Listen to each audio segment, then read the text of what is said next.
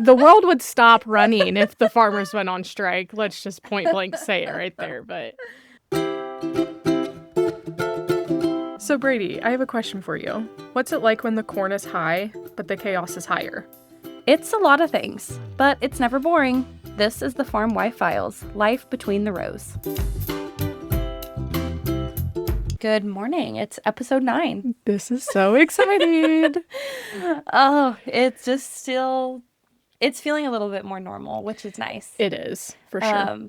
It was a little bit shocking, though, to look at stats after releasing, I think it was like episode 4 or 5. Something I don't know. like that.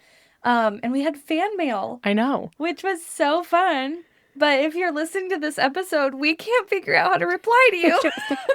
So Savannah. Yes. Should I read it, you think? Yeah, let's do it. Okay, so from Ohio. Hello, farm wife from Ohio listening for the first time. I am on the part where you're talking about what if your children don't want to farm and why are you putting in all this effort? We do not plan on having children, so we do have an idea of what will happen to our farm when we can no longer take care of it ourselves. It was how my grandpa got the farm. My great-grandparents didn't have biological children, and he grew up across the road in a poor family. They basically adopted him without the paperwork, and he worked for the farm. There's a lot more to the story, but anyways, love the podcast so far. If you'd ever like to hear our farm story, I'd be glad to share. My name is Savannah. So cool. Like, we literally started this podcast for this reason, just to like connect, hear other people's stories, thoughts, even ideas to maybe bring into our farms, or lives. So yeah, that was just such a cool feeling. But Savannah, if you could find us on TikTok or Facebook, because I chat GPT'd and I can't figure out how to reply to fan mail. It on our end, it literally just tells us like your name and then it lets us pin the fan mail. Yeah, but and that's it. That's literally all. So we can't respond to you because we have nothing else to go. I have nothing. It gives us the phone number, but the last four. Yep. Like nothing else. So yeah, please message us because we would love to get in contact with you or send you back some hear the fan mail. Story. Yeah, like I am so intrigued by it. Yeah. Actually. It will be really fun. So yes. I also just want to point out, we have multiple different countries listening in. Yeah, which also wild. I know. Okay, so as of last night, I pulled this. The USA is our number 1 top country. That makes sense. Yes. But our next 3 in line is Canada is number 2 on the list. Russia is number 3 on the list. And Australia is tied at number 3 as well. But we also have people from Singapore, United Kingdom, Vietnam, and the Philippines. That's so crazy. I know. To me. Yeah, and so the top cities also are our top city that we have the most downloads on is Minneapolis, Minnesota. Which is weird, but good for Minnesota. Good job. Thanks, guys. Yeah. Kansas City, Missouri is number 2.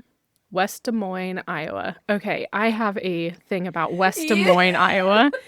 All of my like dad's side of the family is from West Des Moines, but when I was writing this down, I'm like, what is the difference between Des Moines, Iowa, and West Des Moines?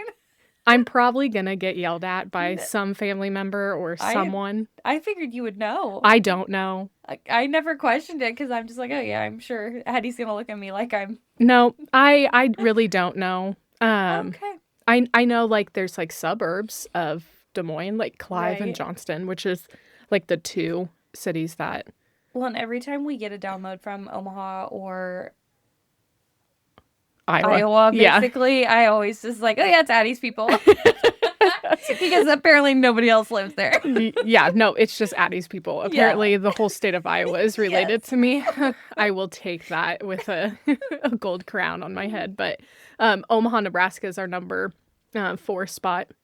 Marysville, Kansas. Yeah. Shout out to Aaron with that one, even though. Thank you for the support. Yeah, you work in Marysville, but yeah, we'll claim you to Marysville.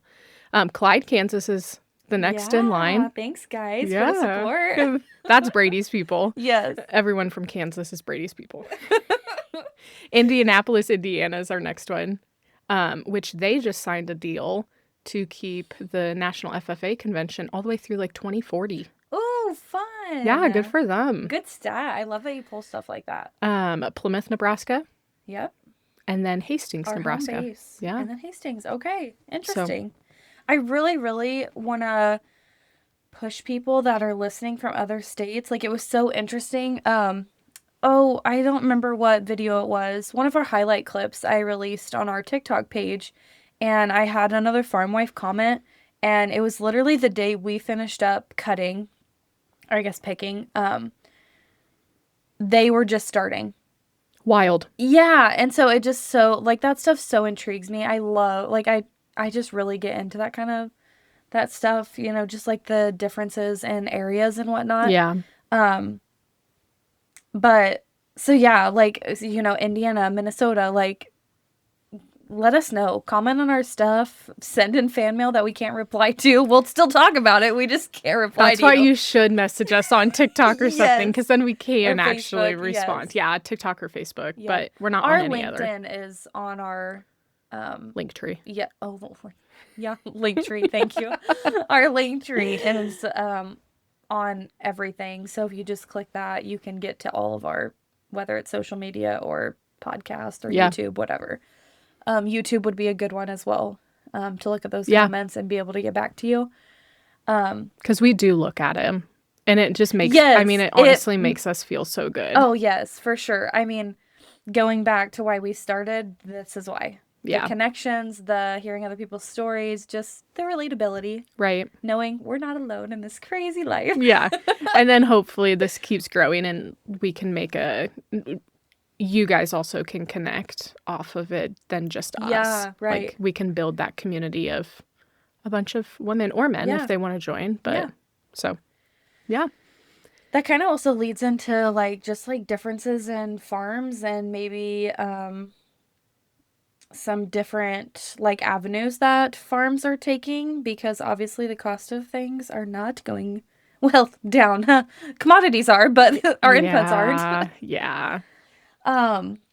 So yeah, that too. I mean, just, and that kind of goes into the topic we're going to talk about today. But just basically how farming looks different, because a majority of our small to middle-sized farmers are having to outsource, whether that's like you, who is, you know, having to have a full-time off-farm job. Yeah.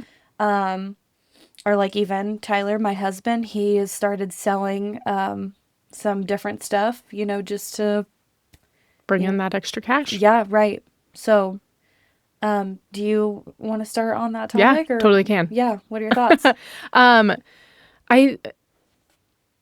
I think with the farm specifically, whether Cody was going to farm or he was not going to farm, I was always going to work. Right. And that's just the type of personality I am. I've told Yes. you time and time again where I'm like, good for you if you could be a stay-at-home mom or you could stay home. Oh or yeah, we've touched on this. Like, Yeah. if we have consistent listeners, they know that you are. I have to work. Yes. And that's just for my own mental health and mental well-being. Yep. So would we be able to survive if I didn't work? Yeah, we would make it work. Right. But it's also the type of life you want to live. Right. And that, I mean, that helps a lot.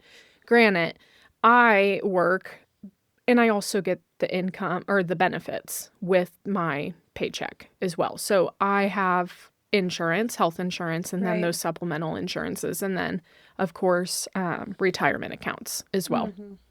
Cody and I both have retirement account. I voluntold him that he would Yeah. have a Roth IRA.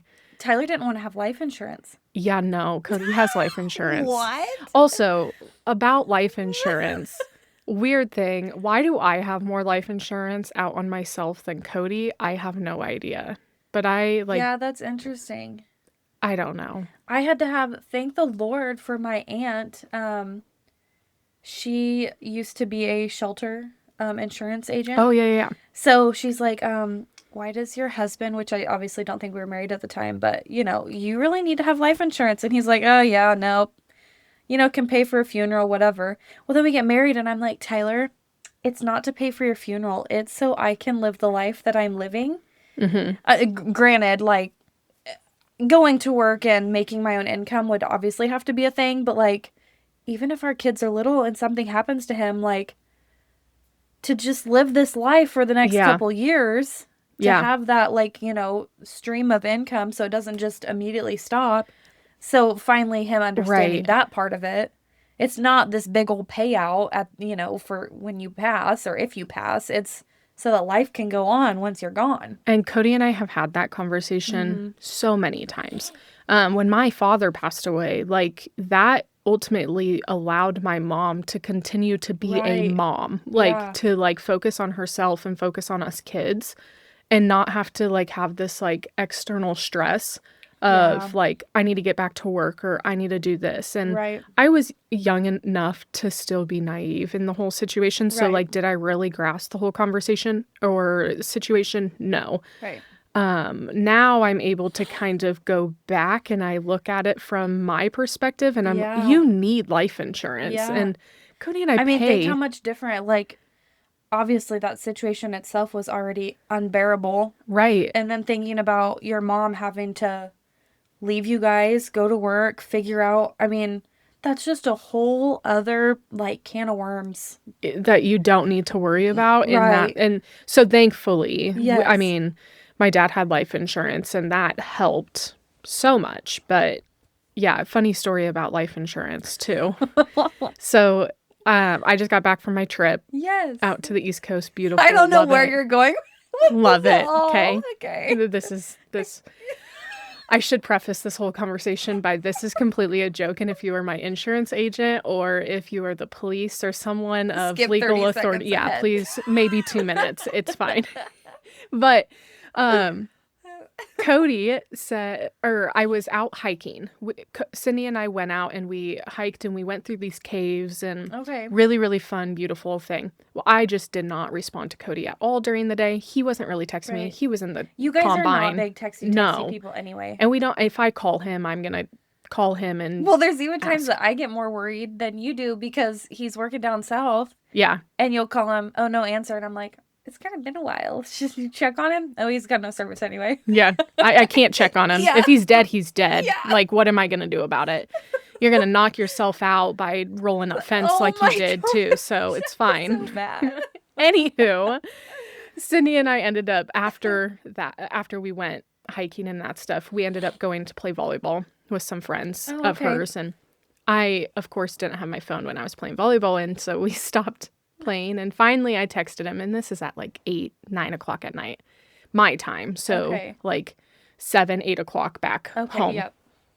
And I said, no, or he texted me. He says, are you alive? That's all it was. And I said, yeah, I'm alive. His response back was, dang it, no life insurance money. Oh my And I'm like, gosh. what? That is a Cody. Tyler would say the same thing. I mean, too. and I take no offense to it. Right. Yeah. I mean, it is what it is. And Sydney was like, can you screenshot this and send this to me so I have it in case you do die? yeah, seriously. I'm like, Cody, if he's going to kill me, he's going to kill me. He's going to own up to it. But would he though? Because does he know you don't get the payout if it's, well, I don't. or like suicide, you don't get the payout? Here's the thing. But isn't I it think like accidental death you get more? ours covers any death. Okay. I And have. maybe I'm just pulling this from TV shows. I have. I don't know. So yes, if Cody would kill me, no, he would not get the money.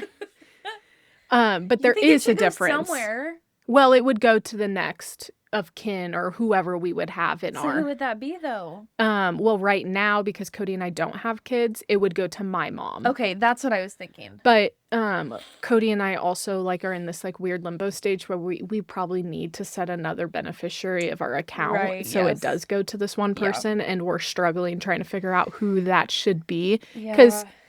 my mom is getting older. Yeah. I don't want to change it like 55,000 times in my life. Right.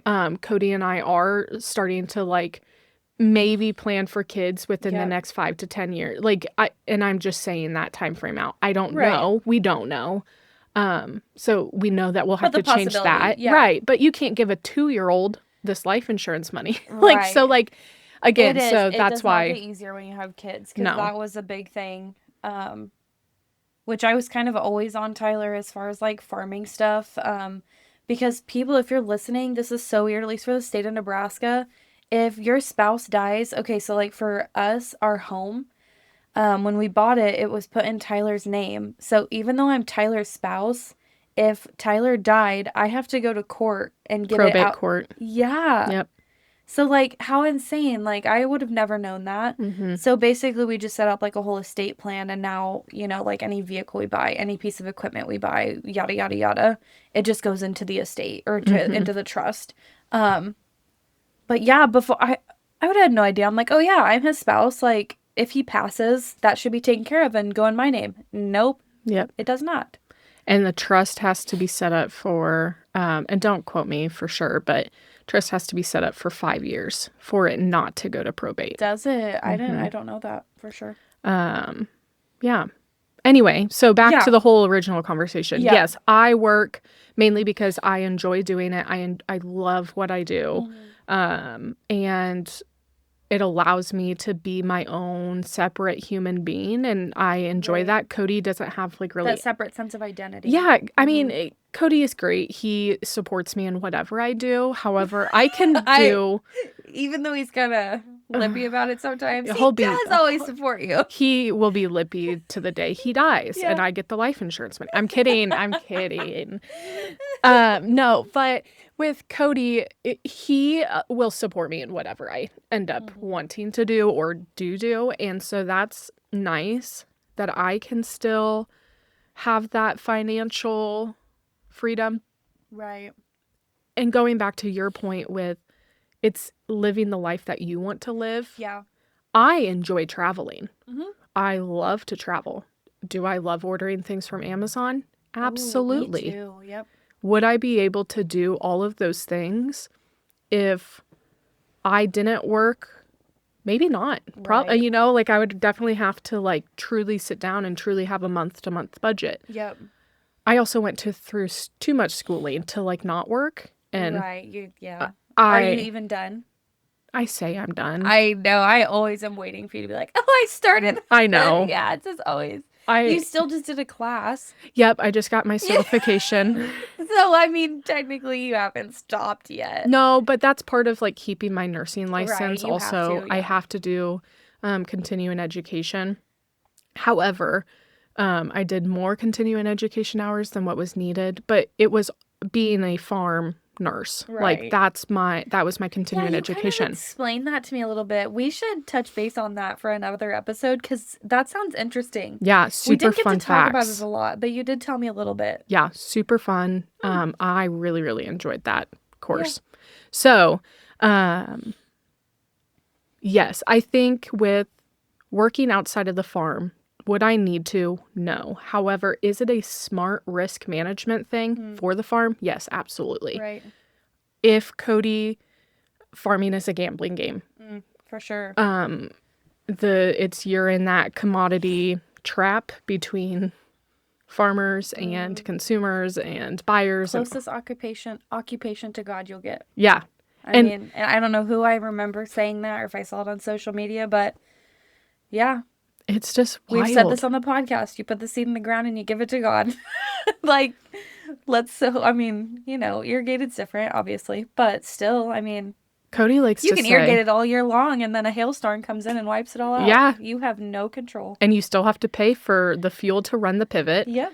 I mean, depending on where you're getting your water, hopefully you don't have to pay for it, but Right. I mean, some people do. Yeah. So it just sucks. I think too, how we've said and how you said again about, you know, like affording the life you want to live and how that looks different for everybody.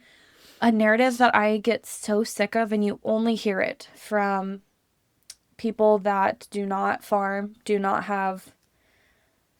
I'm trying to use the right words to not make it come off as, like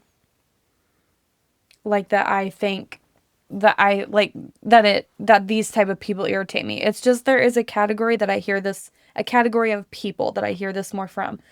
But just that narrative of like, oh yeah, like it's always a bad thing when farmers are quote unquote making money.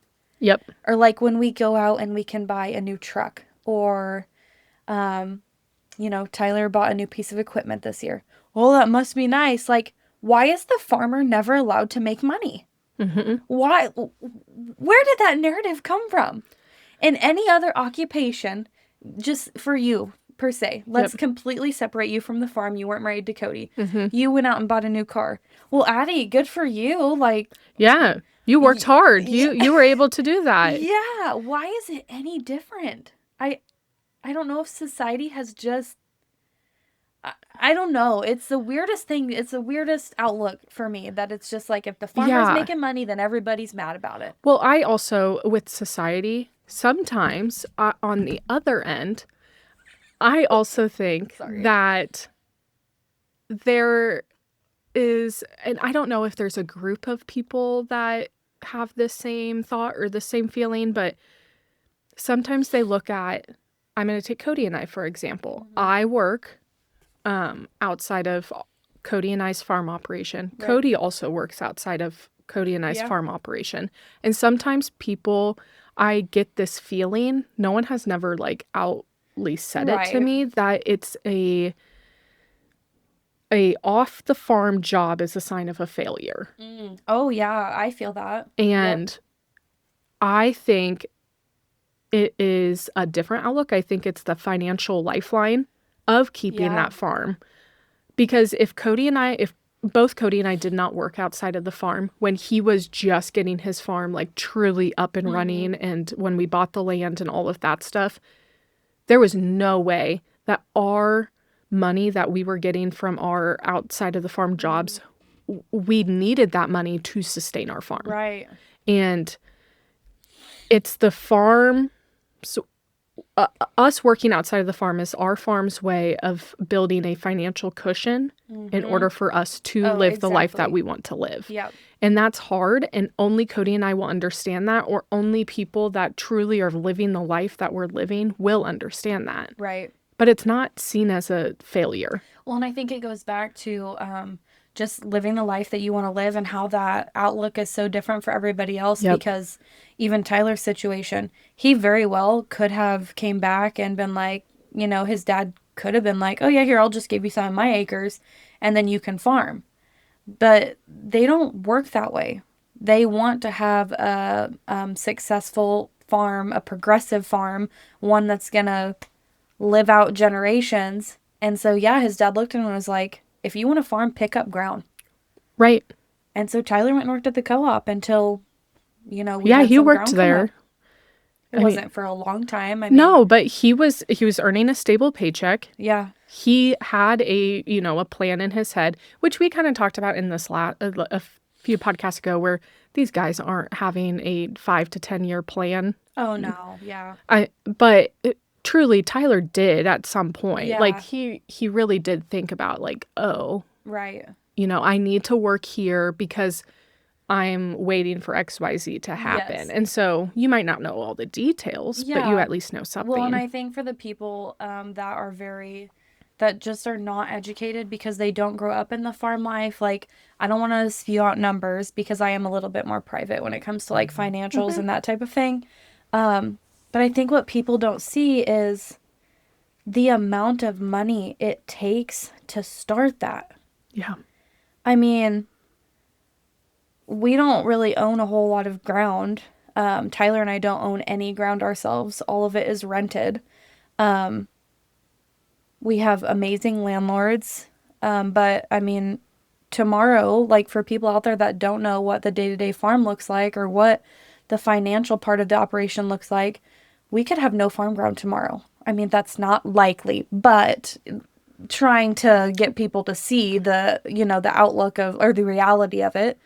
Or, when Tyler did, he put in a bid on quite a few acres, and even myself, I'm like, oh yeah, that's a lot of acres, probably won't get it. Well, he got it, and I still had no idea how much I was about to go in debt. Yeah. When he went to the bank and came home and was like, well, got the line of credit, I'm like, what did I just sign up for? We were very newly married. Yeah, that was a wild feeling, and I think that's what people don't know. Like, where Tyler and I hadn't been farming for a long time, he had some other farm ground through college that he was renting, but nothing to the amount that he had picked up. And so I think people think, oh yeah, you farm and then, you put the seed in the ground and all that. they don't understand the actual numbers of it. Like, one, the rent that we're paying to be able to farm that ground. Two, yeah, the seed is a big one, but also like, well, what are we putting into the ground itself? Mm-hmm. And then on top of that plant, like just all the inputs and the cost of that, like it costs something. And we didn't just have that money sitting aside to pay for it. So then what we brought in at harvest time was all income. No, no, no. It does not work that way. No, You pay the banker before you pay yourself. And a lot of times, well, and if you're married to Tyler, he pays next year before he pays himself. us, right. Yeah. Yeah. I think that's a good like transition into kind of what the commodities are, because here's the thing. The market can crash. Oh, yeah. Clearly we saw that just Yeah. here recently, or weather turns bad. Thankfully we had really good weather, but depending on when the weather turns bad, is it right after planting? Yeah. Do you have to buy all brand new seed again? It goes back to that very little control. Yeah. It's the paycheck, whether that's a paycheck from someone else or it's a paycheck that you're paying yourself at the end of after Yeah. paying all your things. That's the anchor that holds us together Yeah. to continue on. It keeps the mortgage paid. It keeps the, our health insurance or whatever. It keeps Right. that alive.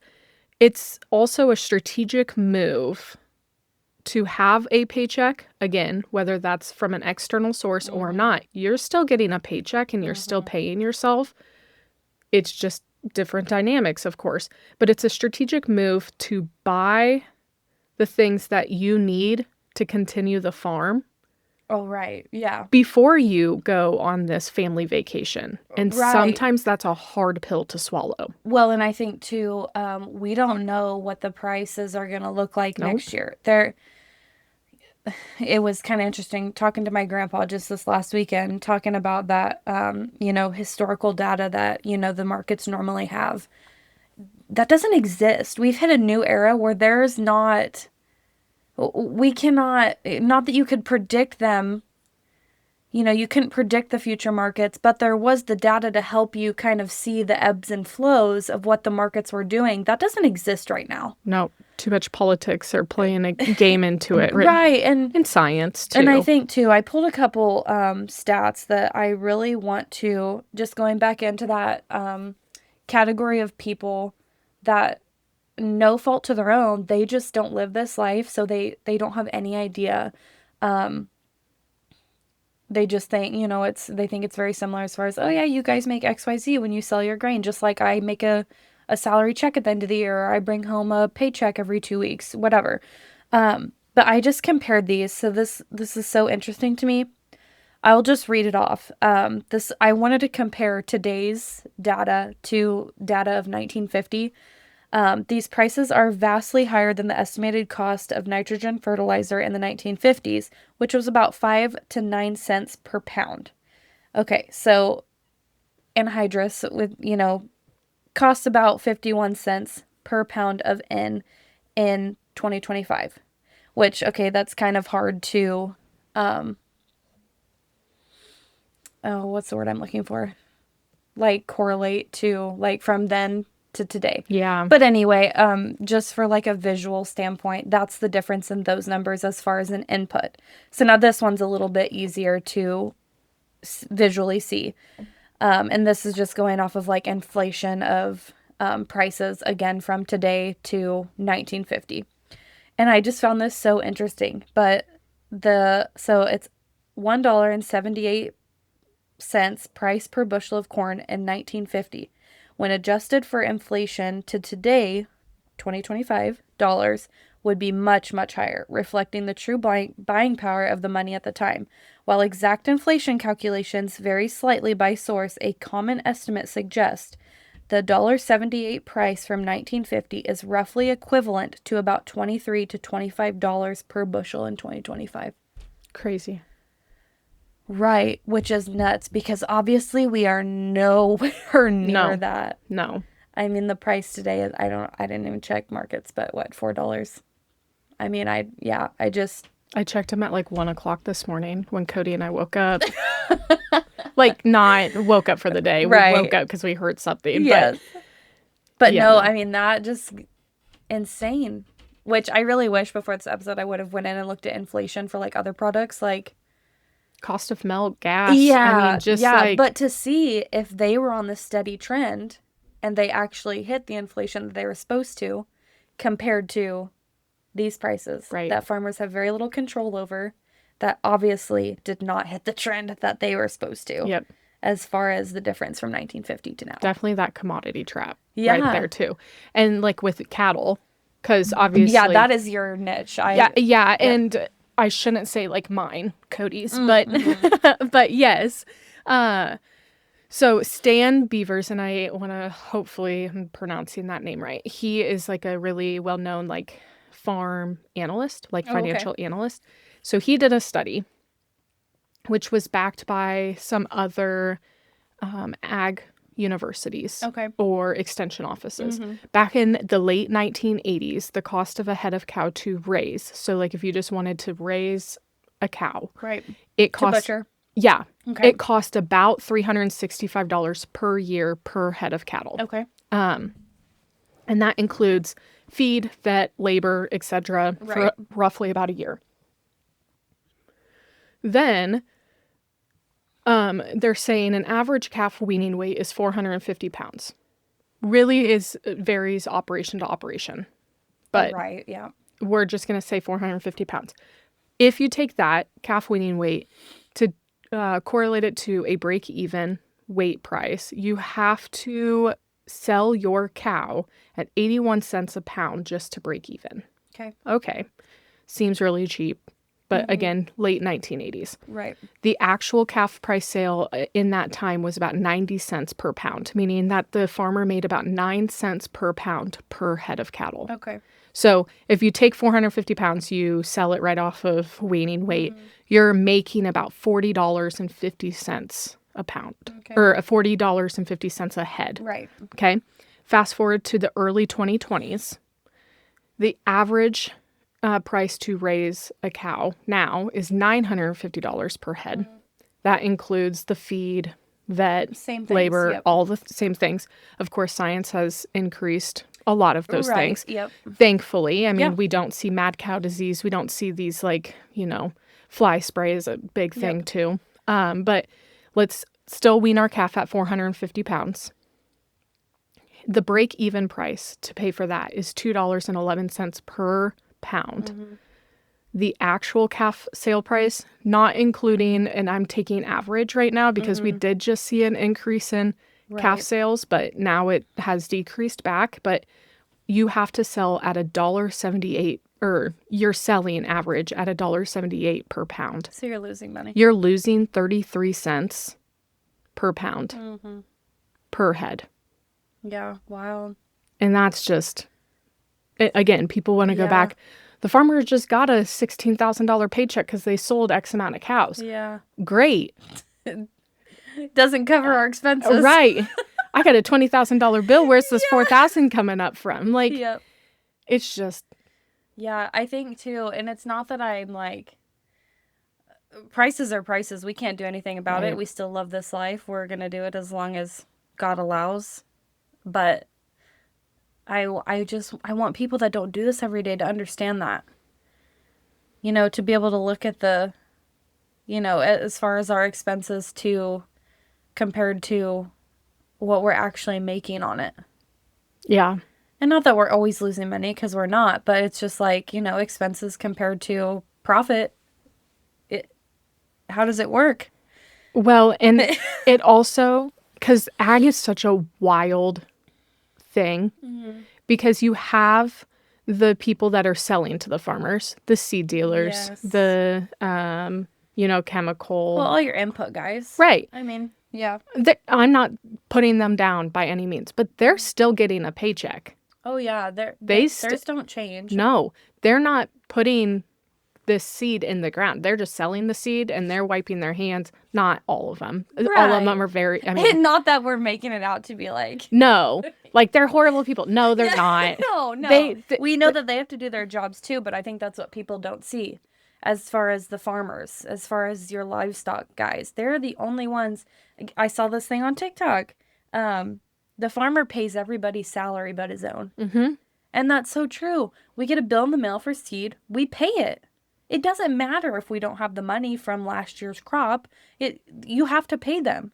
Right. But as far as us farmers, we have absolutely no say in, okay, it's harvest time, let's take our grain to the co-op.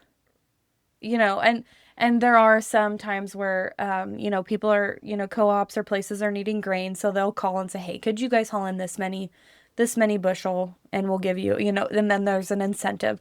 So I guess that is one thing, but it's not like, we're seed guys, oh, well, if you order by this time, we'll give you this discount, which is a great thing to have, but we can't call our co-op and be like, hey, if we haul in from, I don't know, September to October, can we get a extra whatever? Right.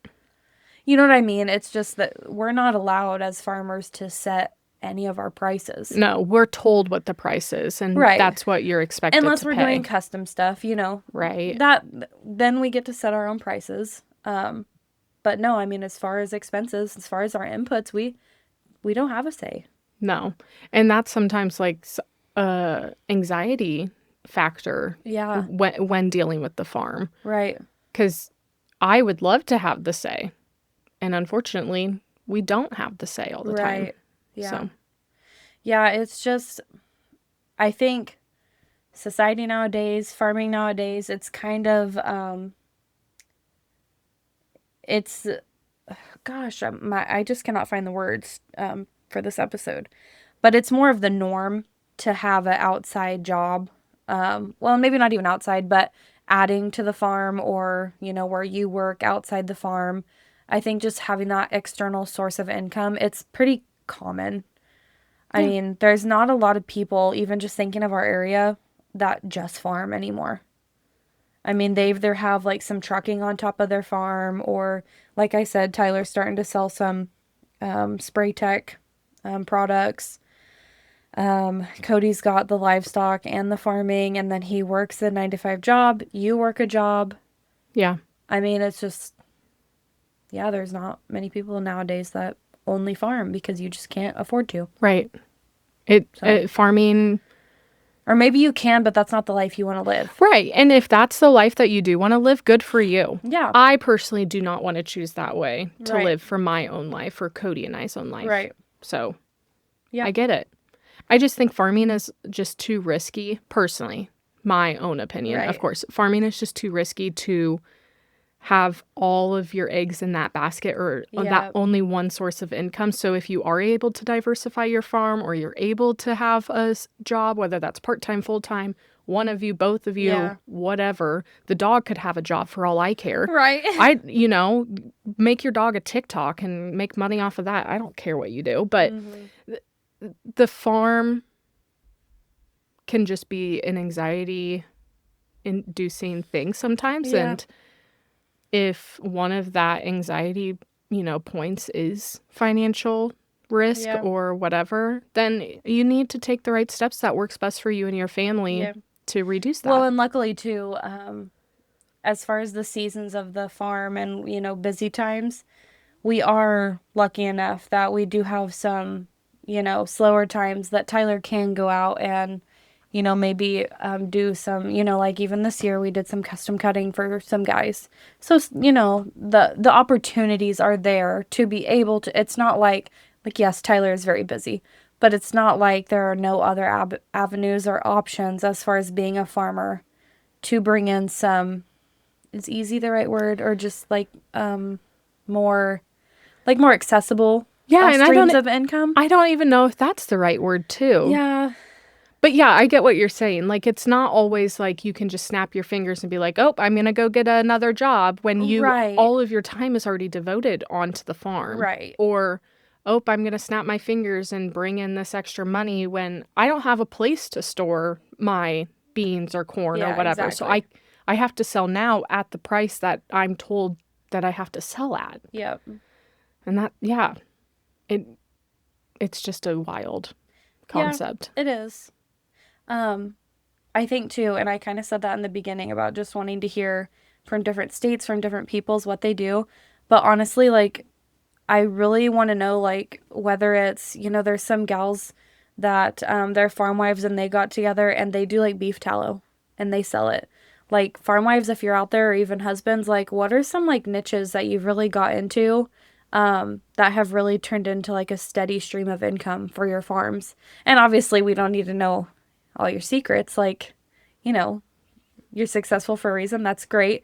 But just it's interesting to find what people, just different things that people get into to still be a part of the farm, to still incorporate things into the farm that really turn into something. Right. I think that's great. Yeah. Support small businesses as well. I know plenty of guys that do, their own light packaging and whatnot for beef. Yeah. That's becoming increasingly popular, and I love it. Well, you have control of your price. Yeah. The farmers are taking back some control, which good for them. Yeah. If we can do it, let's do it. But let's unite. No, I'm kidding. That sounds very... Yeah, you would never see farmers going on strike. No.